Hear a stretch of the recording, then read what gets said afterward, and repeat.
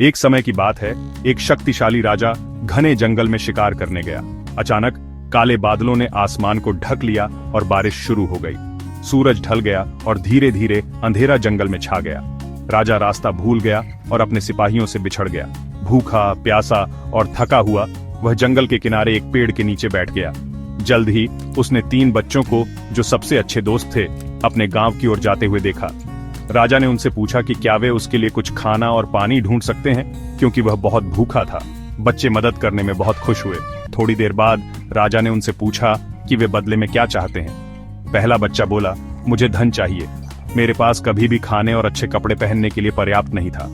राजा मुस्कुराया और कहा, ठीक है, मैं तुम्हें इतना धन दूंगा जिससे तुम जीवन भर खुश रहोगे। बच्चा खुशी से झूम उठा। दूसरा बच्चा उत्सुकता से बोला, क्या आप मुझे एक बड़ा घर और एक गाड़ी देंगे? राजा ने उत्तर दिया, यदि तुम्हारी यही इच्छा है तो मैं तुम्हारी यह इच्छा भी पूरी करूंगा।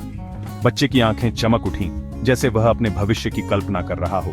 तीसरा बच्चा झिझका, लेकिन फिर बोला, महाराज, मुझे धन या घर नहीं चाहिए। मुझे आपका आशीर्वाद चाहिए ताकि मैं पढ़ाई कर सकूं और एक विद्वान व्यक्ति बन सकूं। मैं अपने ज्ञान से अपने देश की सेवा करना चाहता हूं। राजा तीसरे बच्चे के अनुरोध से बहुत प्रभावित हुआ और उसकी अच्छी शिक्षा की व्यवस्था की। साल बीत गए और पहले बच्चे का धन असफल कारोबार में बर्बाद हो गया। दूसरे बच्चे का घर और गाड़ी भूकंप में नष्ट हो गए। लेकिन तीसरा बच्चा, जो अब एक बुद्धिमान मंत्री था, सभी का सम्मान करता था। उसने अपने दोस्तों को समझाया, धन टिकाऊ नहीं होता, लेकिन ज्ञान हमेशा तुम्हारे साथ रहता है। शिक्षा ही सबसे बड़ा धन है।